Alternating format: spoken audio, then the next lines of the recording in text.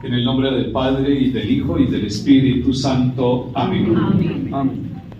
Elías, el tesbita de Tisbe, de Galaad, dijo a Ahab: por la vida del Señor Dios de Israel, a quien sirvo, en estos años no caerá rocío ni lluvia, si yo no lo mando.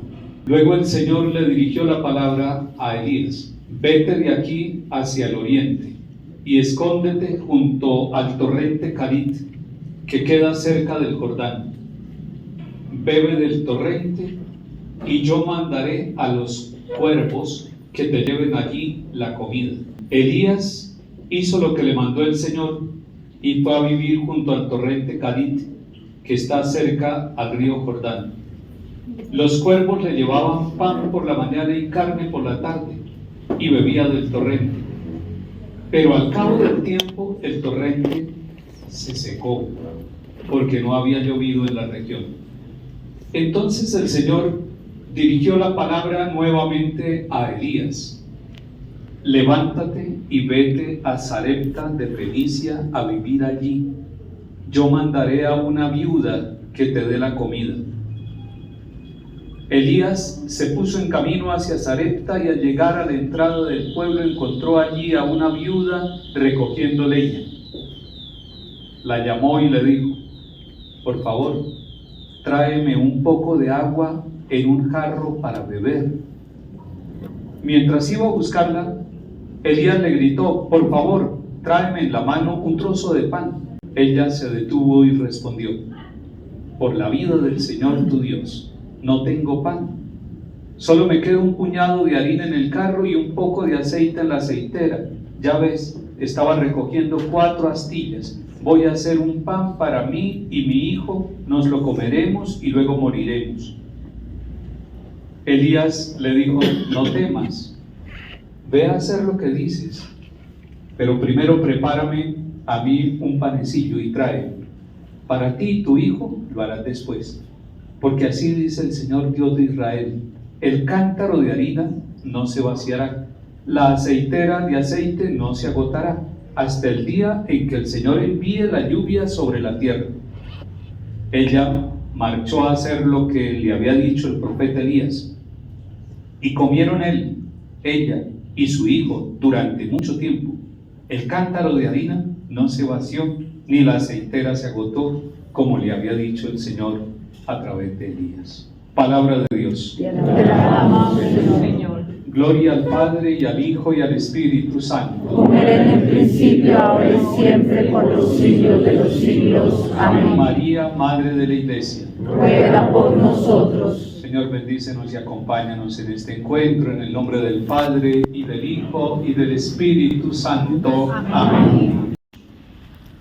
Y al escuchar a los miembros del EPEN COPAE que han hablado a través de Victoria, descubro que hay una experiencia de fe, una experiencia muy bonita de fe y de servicio, de iglesia sinodal, de iglesia donde todas las vocaciones tienen parte y tienen corresponsabilidad en la misión de toda la iglesia, donde los presbíteros no se sienten solos, donde la vida consagrada, los diáconos permanentes, las familias, el discipulado misionero de los laicos está presente. Por eso valoro mucho estas palabras. Y quise tomar el texto bíblico de Primera Reyes capítulo 17, porque la vida de nuestras familias y la vida de nuestras parroquias se parece mucho a la vida del profeta solitario en un país sin lluvia, en un país sin alimento, con hambre, y que encuentra una viuda con un hijo y con un, dicen en Santander usan el término, no sé si aquí también, un puchito. Puchito es una medida de cantidad, ¿no? Que es como, queda un puchito, queda como un poquito de harina, una puñadita de harina, le digo la viuda, porque es que el profeta fue un poquito así osado, ¿no? Regálame una vasija de agua, regálame un poco de agua, tráigame un cántaro, un pocillo, un vaso con agua, que tengo sed. Y cuando ella le dijo: sí, le voy a traer el agua, porque es que el agua no se le niega a nadie, un vaso de agua, le dijo, espere, y tráigame un pan también. Y entonces ella declara su pobreza, su condición de pobreza, y el profeta Elías sigue siendo osado, le dice, no, pero hágame un pan primero a mí y luego para usted y su hija. No es que se esté aprovechando de la viuda, es que le va a ofrecer a la viuda, es que le va a ofrecer en nombre de Dios a la viuda. Entonces él dice, es que Dios nos da a todos, y termina diciendo el texto que comieron los tres, dejad de comprar ella, masa para tarta al azúcar, él y su hijo, durante mucho tiempo. ¿Cómo salió esa tarta? Después el texto termina más adelante diciendo que el muchacho se enfermó y que ella pues sufrió a ver a su hijo enfermo, y que el profeta Elías se convierte en la salud de parte de Dios. Mire cómo se parece eso a la vida de las familias y de los Epen Copay, de la vida de las parroquias. Puede ser que una parroquia, una familia, la vida de cualquiera de nosotros tenga poquito aceite y poquita harina, como que está ya desocupándose. Eso me ha pasado a mí muchas veces. Yo me siento como la vasija con un puchito de aceite y un puchito de harina, y sin embargo el que hace abundar es el que le dijo a Elías, dígale que le haga un pan también, que traiga y coman, que no tenga miedo de compartir, que cuando se comparte abunda, alcanza para todos, que era lo que hacían nuestras mamás, que hacían arroz más de la cuenta porque no faltaba que llegara un visitante no informado a la 1:30 de la tarde y había que tener un poquito más en la olla para compartirle al otro, y siempre alcanzaba para todos. Así es en la vida de la parroquia. La vida de la parroquia tiene aceite y tiene harina, es decir, tiene la gracia sacramental, tiene la presencia del pan de vida, del pan espiritual de la palabra, pero además tiene capacidad de ayudar a los más pobres, de ser fraterna, de ser solidaria, y eso se logra cuando hay laicos como ustedes, Epen, Copay, que acompañan a sus párrocos, y uno como párroco, y lo fui en distintas partes, se siente feliz de estar acompañado por ustedes. Victoria decía, hay momentos en que se pasan tristezas, claro que sí, tristezas por la vida personal de cada uno de nosotros, o porque hay momentos en que uno se siente como en un atolladero, el discernimiento no es tan claro, como que lo que quieren los laicos es una cosa y lo que quiere el párroco es otra. Hay siempre esos inconvenientes, pero ahí es donde se trata de perseverar y saber que el Señor hace abundar aún en medio de los signos de escasez que nosotros podemos tener. ¿Quiénes son de Epen? Levanten la mano. Un grupo grande. Son muchas manos levantadas, y eso de las manos es porque son manos misioneras. Benditas sean esas manos de las parroquias, de estos dos arciprestados que acompañan las manos ungidas de los sacerdotes. Y levanten la mano los del Copay, son un poquito menos. Vale. Los dos son importantes. Es que el derecho canónico de la Iglesia Universal manda que exista ese consejo parroquial de asuntos económicos. Y Victoria estaba hablando de las funciones que tienen, entre ellas el inventario, entre ellas todo lo que tiene que ver con la transparencia en el rendimiento de cuentas y la animación para que haya harina y para que haya aceite en la parroquia, materialmente hablando, de los bienes. Las parroquias de ustedes tienen que pagar luz, agua, impuestos, empleados, hostias, vino, útiles de aseo. ¿Eso de dónde sale? De una economía solidaria que tienen las parroquias y que permite que, organizándolo todo, alcance el aceite y alcance la harina para lo necesario. Y hay unas que tienen un poquito más, y hay otras que van ras con ras. La empanada del domingo sostiene lo de la semana, y esa es la vida, y esa es la vida de nosotros los párrocos. Un Epen, un Copay, nosotros los ministros ordenados, siempre con capacidad de soñar, de ir adelante, de ir mirando más, de ir descubriendo y trazando rutas de esperanza. Esa es tarea misionera de todos nosotros en la iglesia. De tal manera que no nos ahoguemos en un vaso de agua, que no nos quedemos pensando que antes todo era mejor, que hoy todo es difícil y que mañana no se sabe. No, antes hubo cosas muy buenas, hoy también las hay, y en el futuro vamos a marcar una ruta para que los niños, los jóvenes, la parroquia tenga también futuro. Hay parroquias, miren este detalle. El año pasado, encontrándonos en el sínodo en Roma con obispos de distintos lugares del mundo, cuando en el almuerzo les compartíamos que en la arquidiócesis de Bogotá y en muchas regiones de Colombia estamos buscando lote para construir un templo, para construir la casa cural, porque no la tenemos todavía. Ellos como que se sorprendían, algunos obispos: ¿van a construir templos? Sí, necesitamos construir templos, porque es que para ellos eso es rarísimo, que nosotros estemos construyendo templos, construyendo salones parroquiales para la catequesis. Dicen, pero no, a nosotros nos toca es fusionar 5 parroquias en una y de pronto vender unos templos que los toman para museos, que los toman para escuelas, para universidades, para otra cosa. En cambio, nosotros tenemos una dinámica distinta. Por eso es necesario seguir soñando, seguir buscando que se construyan los templos, que se construyan los salones parroquiales. Bello este salón donde le caben 100 personas. Seguir en los itinerarios de evangelización y de formación, seguir soñando nuestra iglesia, que es un sueño de Dios para nosotros y con nosotros. La segunda pregunta que les hacía a Monseñor Rafael de Brigar es: ¿qué es lo que más le gusta de su parroquia? ¿Qué es lo que más le gusta de su parroquia? Usted que es del EPEN, del COPAI, ¿qué es lo que más le gusta de su párroco? Me atrevería yo también a decir, ¿qué es lo que más le gusta de su párroco? El trato, la formación, la oración, la espiritualidad, el cariño, la sabiduría, tantas cosas que tenemos. Pues tenemos también deficiencias, como todos los seres humanos, pero tenemos las cualidades que el Espíritu Santo nos da y que las ponemos al servicio de todos. Pero ¿qué es lo que más le gusta de su parroquia? Y querer su parroquia, vivir la identidad de su parroquia. Es que mi parroquia, hay unas parroquias en la arquidiócesis de Bogotá que no tienen templo.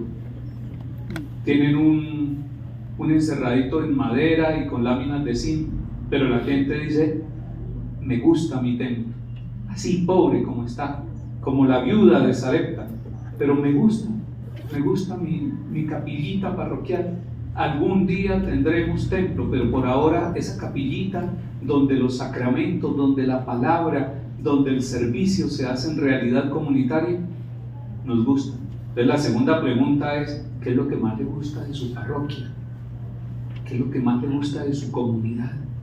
¿Qué es lo más hermoso que tienen ustedes como iglesia en cada una de sus parroquias? Y la tercera pregunta, porque esto les puede servir en un encuentro de esos que Victoria nos estaba diciendo, encuentros donde se reúne el EPEN o el COPAE, o donde cada uno se reúne por aparte con su párroco, siempre con el párroco. La otra pregunta es: ¿y qué le preocupa de su parroquia? ¿Qué le preocupa? ¿Qué preocupación tiene? Porque pasa igual que en las familias. Hay cosas que soñamos, hay cosas que las agradecemos de nuestras familias, porque es una bendición, pero hay situaciones que nos preocupan. Un papá o una mamá se levanta con ciertas preocupaciones. Así también nosotros como párrocos, pero también ustedes como EPEN COPAE, nos preocupa esto. No hemos podido llegar a muchas personas, no hemos podido ofrecer la evangelización a grupos grandes de personas. ¿Qué les preocupa? Entonces esas 3 preguntas no las vamos a responder aquí. Simplemente quiero dejarlas para que ustedes las tengan apuntadas en su mente, en su corazón, en su agenda, y que les sirvan también como instrumentos, como herramientas, como puntos de referencia para un diálogo con su párroco y pensando en su comunidad parroquial. Finalmente, estamos en el año de la salida misionera. Recuerden que nosotros, el plan de evangelización que hundió sus raíces en el plan global en tiempos del cardenal Pedro Rubiano. Después, con el cardenal Rubén Salazar, se llamó Plan E. Nosotros después lo evaluamos y lo hemos reorientado también y lo hemos construido escuchando a todos, y en este momento se llama Camino Discipular Misionero. Así se llama nuestro plan de pastoral de la Arquidiócesis de Bogotá. ¿Cómo se llama? Camino Discipular Misionero. Esas tres palabras: Camino Discipular Misionero. Y las tres tienen un contenido profundo. Recuerden que camino, Jesús dijo: yo soy el camino. Recuerden que camino llamaban a los primeros cristianos en Hechos de los Apóstoles, el camino. Recuerden que el poeta dice: caminante no hay camino, se hace camino al andar. Y recuerden que el sabio vallenato también decía: los caminos de la vida.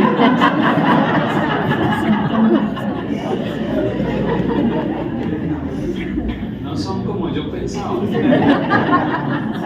Así es la vida, pero el camino tiene un contenido profundo. Que la vida de cada uno de nosotros y de nuestras familias y comunidades parroquiales es un camino. Hay que caminar. El Papa Francisco, cuando vino en el 2017, el lema era: demos el primer paso y sigamos dando pasos. Qué hermosos los pies de los que anuncian paz a sus hermanos. Ustedes, laicos bautizados. Camino. Discipular. Jesús llamó a los discípulos para estar con Él y para enviarlos a predicar. Por el bautismo nos convertimos en discípulos. Y la primera discípula de Jesús es su mamá, la Virgen María. Ella es discípula de su Hijo, que es el Maestro. Y Él siempre nos dice: sígueme, sígueme. Nos va llamando. Y a través de nosotros va llamando a muchos para que sean también discípulos del Señor. Los cristianos católicos somos ante todo discípulos del Señor. Pero además, no serviría que fuéramos discípulos y nos quedáramos ahí, porque eso no fue lo que hizo el Señor. Los llamó para estar con Él. Y después de que estuvieran con Él, que compartieran la vida, que lo escucharan, que lo sintieran cerca, que compartieran todos los momentos de su vida, después Él lo va enviando. Y es la misión. La iglesia existe para evangelizar, nos dijo San Juan Pablo II. Y eso lo tenemos claro. ¿Para qué existe la iglesia? Para evangelizar, es decir, para llevar la buena noticia, para llevar la buena nueva. Pues nuestro camino discipular misionero nos ha llevado a entender un primer paso, que es descubrir las semillas de esperanza.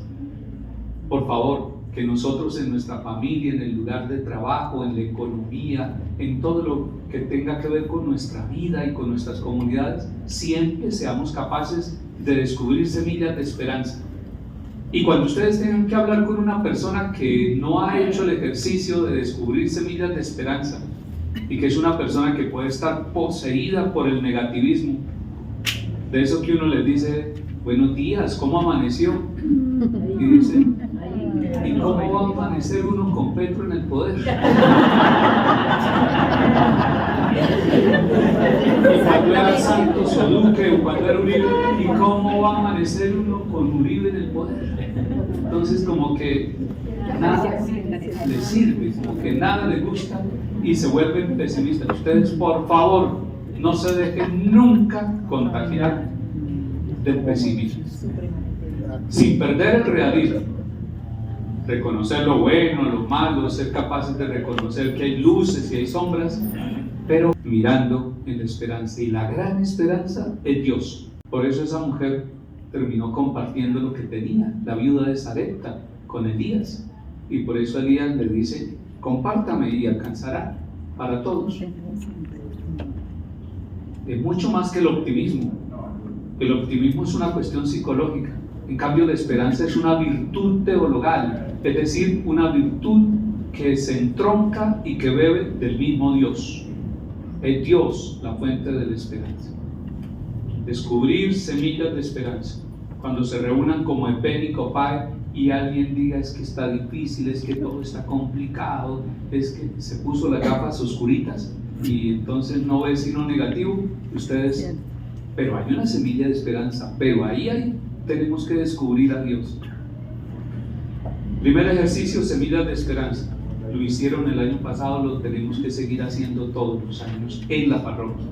Segundo, estamos pidiendo que este semestre que estamos comenzando hasta diciembre sea el de la salida misionera. Y entonces se le pidió a los EPEN que con el párroco cada parroquia descubriera una periferia geográfica o existencial. Es que el Papa la llama así, periferias geográficas y existenciales, y que dijeran, allá a esa periferia nos vamos a dedicar en este semestre. ¿Quiénes? ¿El párroco solo? ¿Los diáconos permanentes? Sí, ellos, ¿no? Los diáconos.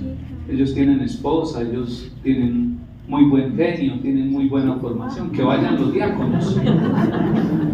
No, los diáconos, los presbíteros, las religiosas, los seminaristas, los jóvenes, los adultos, ir a esa misión, los vicarios, los obispos, todos salimos a la misión, pero solamente este año, eso de tanto redescubrir las semillas de esperanza como ser misioneros, salida misioneros como una espiral todos los años. Porque eso se debe convertir en una actitud, en una forma de ser iglesia, en una forma de ser cristianos católicos. Entonces los invito a que en este semestre salgan a la misión. Y ayer les decía a los laicos, les va a pasar que les cierran la puerta y que dicen en este conjunto residencial, no hay autorización para que ustedes entren. No se desanimen si les cierran las puertas, busquen la estrategia. Semillas de esperanza. ¿Cómo hacemos para llegar a ese conjunto? Eso, Padre. Bueno, muy bien. Gracias, Monseñor. Gracias. Solo 22 minutos, eso es una maravilla.